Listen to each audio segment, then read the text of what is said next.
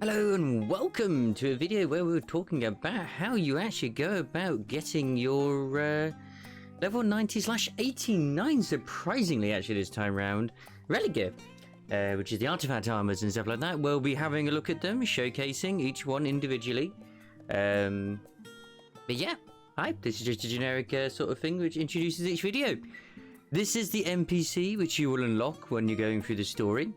This lovely, luscious lady right here. I'm on my crafter right now, as we see here. Rasurader, probably completely butchered her name, which may very well be the resolute citizen that you notice as well going through the story.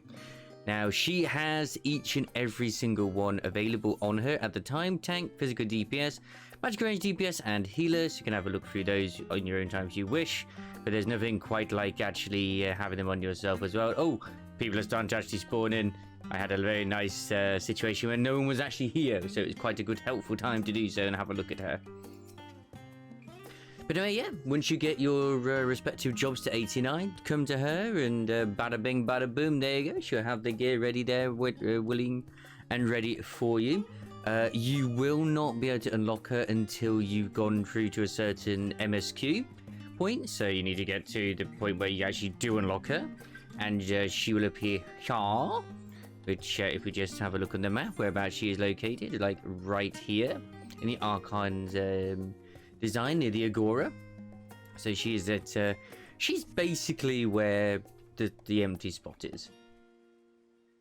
And all the gear is dyeable immediately, but I will reiterate, you need to do the role quests to get them to be dyeable. That's why I say they are technically dyeable immediately. They are locked straight away, so you won't need to do anything like Memoria Mazzaria or the grind that is Eureka to actually make them dyeable, as long as you do your respective role quests, which you unlock at level 85 during the MSQ and B85 obviously, and do the story all the way to 90. You will unlock for every single role within that role quest the armor. Anyway, let's get on with the show, where we will be having a looking at the different pieces of armors that so far I have actually unlocked. There's a lovely golden elephant. Ah, Traveller, you're finally awake. Good to see you there. Today we're having a look at the Warrior Artifact armor. It is looking absolutely fantastic. Aptly named the Pummeler's set, might I add. With the Gigantax as well, which as you can see it is quite the Gigantax indeed. I am obviously a Fuma Makote, so thus it is a little bit smaller. And for those of you who are like, why on earth did you do a Skyrim reference at the start, Wobbsy, my dear? Look at the helmet. My god, if that doesn't scream Dovahkiin to you, I don't know what will. We're in Halato, well, we're just actually in synced, just to have a little look at this. It's a nice little place, nice little thing.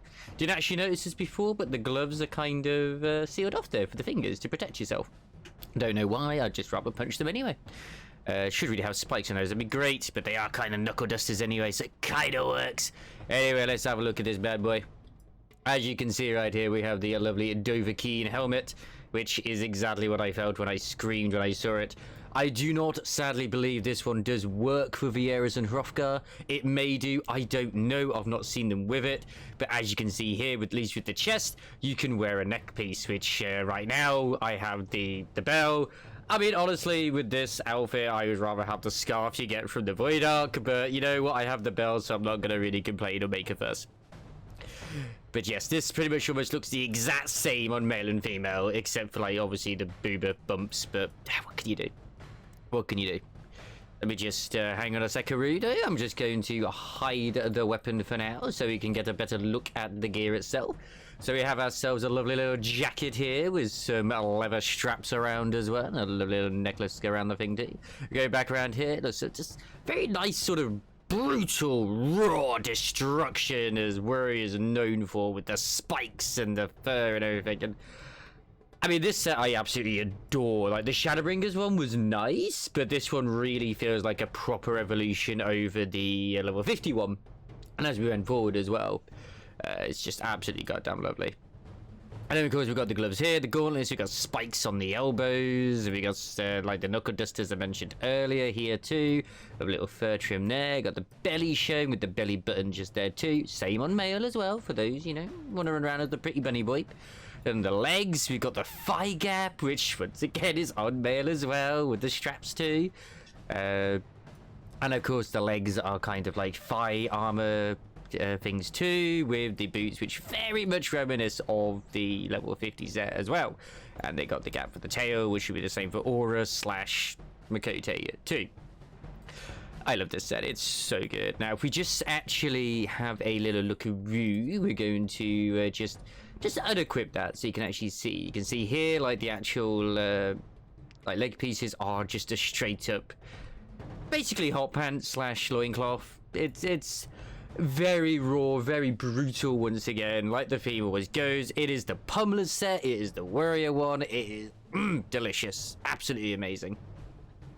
We'll put the chest back on, thank you very much, just to not make anyone else think, oh my god, no, my eyes, my poor innocent eyes. Hiding the helmet, you can see here, like, at least with the hairstyle I have, it doesn't clip, it looks wonderful, with long hairstyles, and oh, she looks gorgeous, absolutely does. Yeah, apart from that, I just get out the axe to have a little look at the axe a bit better. Absolutely gorgeous weapon. Cannot wait to see what we get when it comes to the actual relic for for Endwalker, sorry. Got a nice little spike on the bottom as well. Just it's once again, and I've said it a few times, raw and brutal is what this emits, and I love the fact that they've gone with it.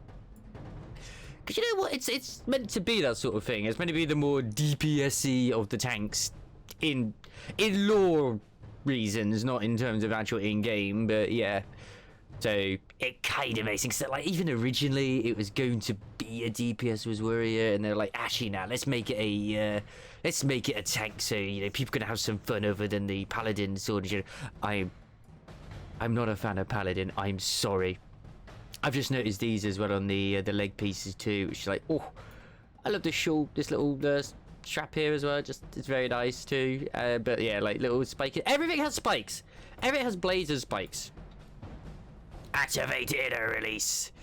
There we are. I got the nice glowing eyes, and what's not to love? What is not to love about it? This set piece. And now, in terms of actually dyeable, we'll have a look. I mean, personally, I like this without even it being dyed. But let's have a little bit of a gander at the actual set itself. So when you actually do dye, oh, that bit is actually part of the chest. I thought it was part of the leg, sorry. So when you dye it, if you can see, actually, if you maybe go for a color that normally isn't part of it, like, say, let's go green. Like, you can kind of see it anyway. But yeah, it'll change this bit here, it'll change the fur patterns, it'll change the underfur, and it will also change the sigils on the shoulders, which I actually didn't realize. That's pretty cool. So you go ruby dye, like, oh, ruby dye makes that really pop and really stand out. Black dye just kind of, it ruins it to me. The white dye, though, initiates the sigils on the side. It also makes the fur pop even more. The only problem is that this bit here doesn't look quite as nice, but that's the small thing to not worry about, you know, it just really is. Because gold and the metallic brass dye, which, yeah, looks alright, it looks alright. We'll select another item like the Pummeler's Cuirass, which is the thigh highs indeed. Very lovely, very sexy. We just have a look at all this bit here, just even pink. It doesn't dye very well, in all honesty. Like, the natural color is like sort of blackish anyway. In all honesty, it pretty much dyes the entire thing almost, except the actual armor leather strap pieces there. But it does dye the bits on the side, I think. It does. Still looks nice. Gets the hot pants, gets the straps. Alright, cool. What about the boots as well? Yeah, just the fur. Alright, cool. I'm gonna assume it's the same with the gloves as well. Let's just have a look. Yeah. And then the helmet, I just got a feeling is it does the horns. Okay, so the horns get dyed. I think that's about it. Oh no, the helmet itself does get a little bit, but it's like, because of the texture of it, it doesn't really change much. Oh, there's another thing as well I forgot to show. Like, if you do this, you can actually lift it. So it is interactable as well.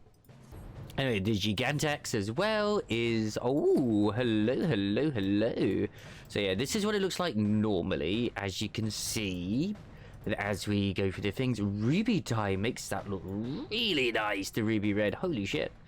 The only problem I don't like, once again, is it dyes the handle. I just want it to dye this bit up here. Makes me kind of sad, that does. Dark red dye, it's okay. Purple, no. Oh, there's this little bit as well, like the little helmet. The brass dye, yeah, it looks okay. Metallic black kind of ruins it. The white dye, oh, pure white dye actually does make that look quite nice. It really does. Yeah, like, this is the Pummelers set. Hopefully you guys will get it. You get it at 89 like you do any of the other ones. Thank you very much for watching. And I'll see you guys on the next video. Ta-ta for now. Bye.